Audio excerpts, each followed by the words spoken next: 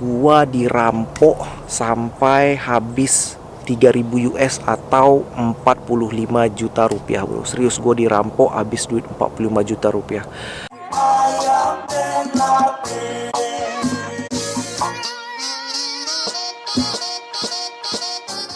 Assalamualaikum warahmatullahi wabarakatuh, bro. Apa kabar, bro? Mudah-mudahan sehat-sehat semua. Gue bisa cerita sekarang karena gue mau ceritanya clear dulu semua dan semuanya oke dan nggak ada simpang siuran kayak gitu, dan gue siap untuk cerita kayak gini gitu. Jadi mudah-mudahan cerita gue ini bakalan bermanfaat lah buat ada temen yang mau datang ke Amerika, mau jadi turis ke Amerika ataupun mau tinggal di sini gitu. Jangan sampai kejadian ini terjadi sama lu, bro.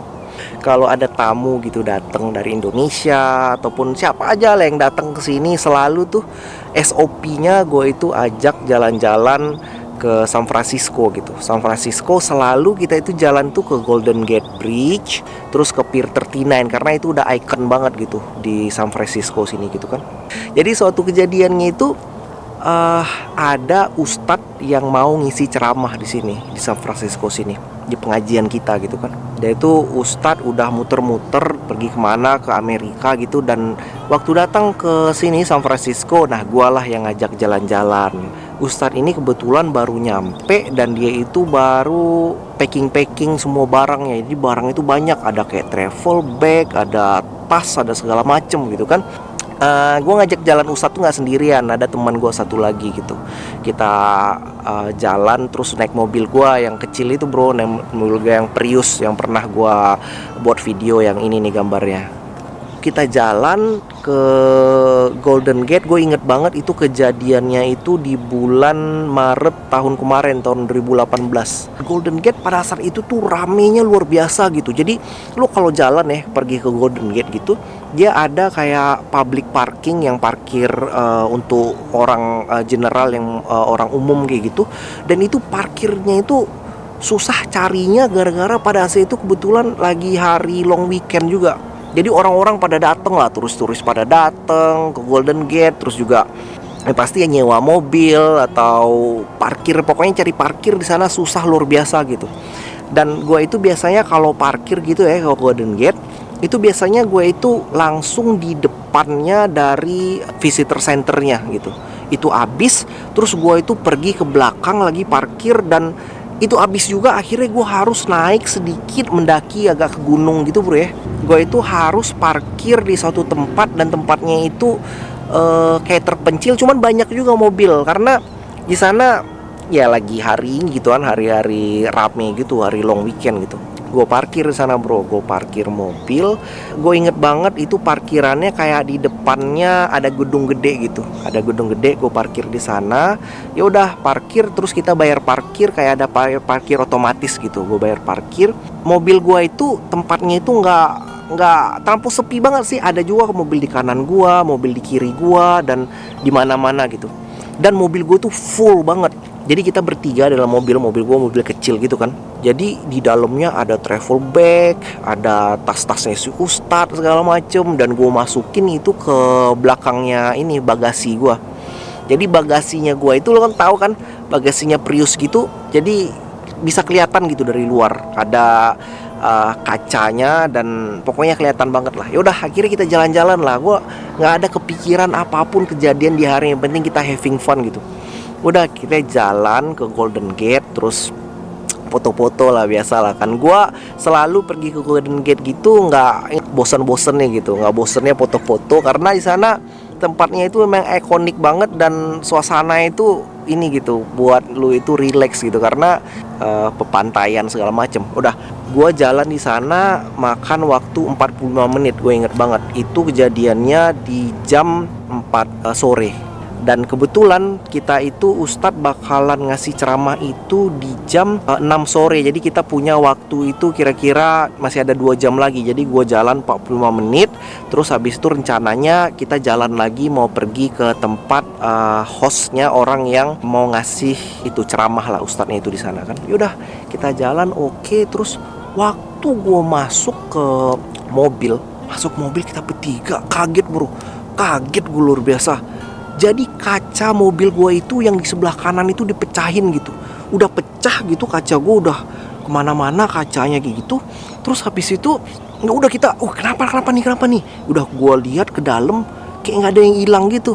Terus si ustadznya juga lihat ke dalam nggak ada yang hilang, dan baru keingetan si ustadz itu punya kayak tas kecil sama tas gede gitu di belakangnya bagasi gua. Jadi bagasinya mobil Prius gitu aneh bro. Jadi bagasinya itu nggak ada kayak pembatasnya antara si passenger seat gitu yang duduk di tengah sama di belakang gitu. Jadi udah bolong kayak gitu aja. Jadi ternyata udah dipecahin kacanya itu ada satu tas yang hilang bro, kita panik luar biasa. Aduh gue gimana gitu, gue nggak enak, gue bawa ustadz, bawa tamu lah istilahnya kan, bawa tamu, terus juga tamu itu kehilangan gitu. Ya udah, cuman hebatnya si ustadz ini nggak terlampau panik gitu, karena dia udah ngecek.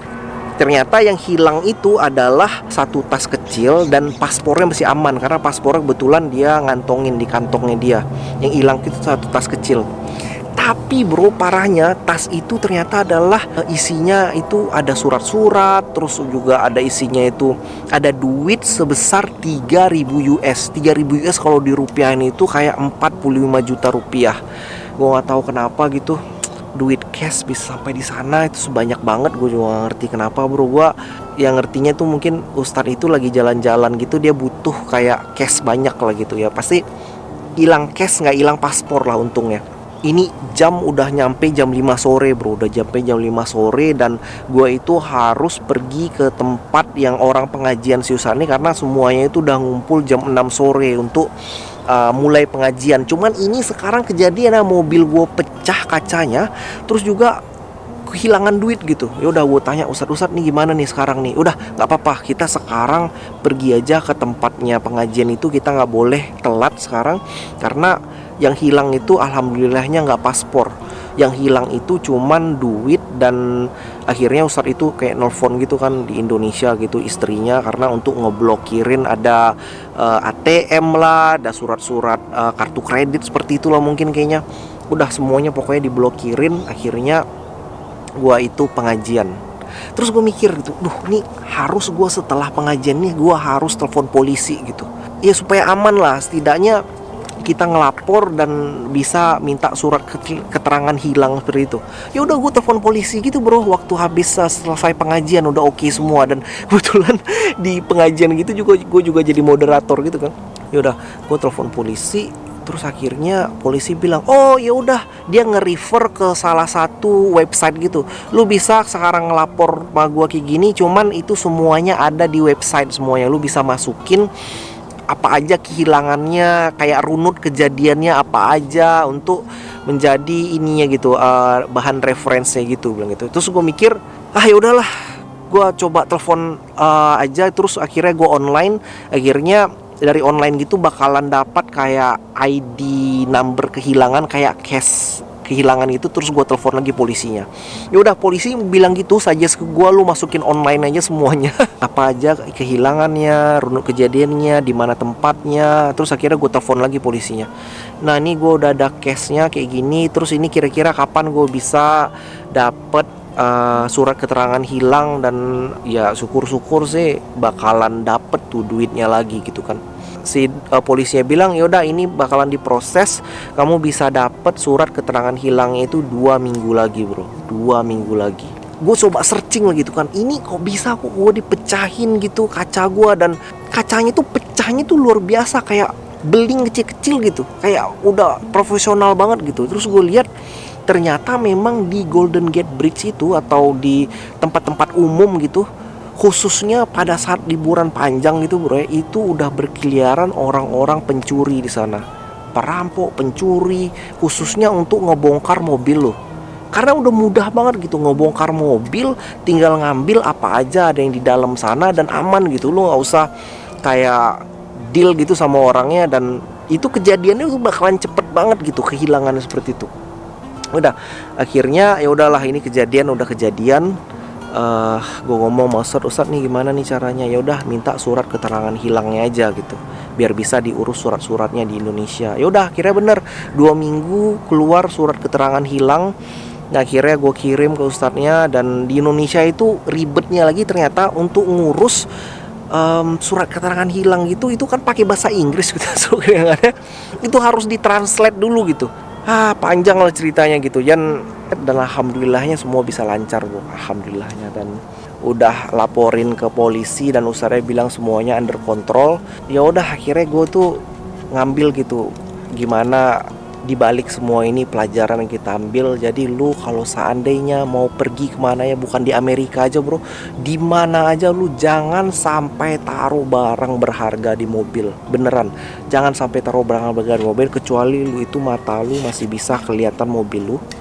Karena mudah banget mecahin kaca gitu. Gue gak ngerti juga kenapa alarm mobil gue gak hidup gitu. Biasa kan alarmnya hidup gitu kan kalau bunyi tuing. Tapi nggak ngerti kok bisa gitu, apa alarm mobil gue yang rusak atau gimana gitu.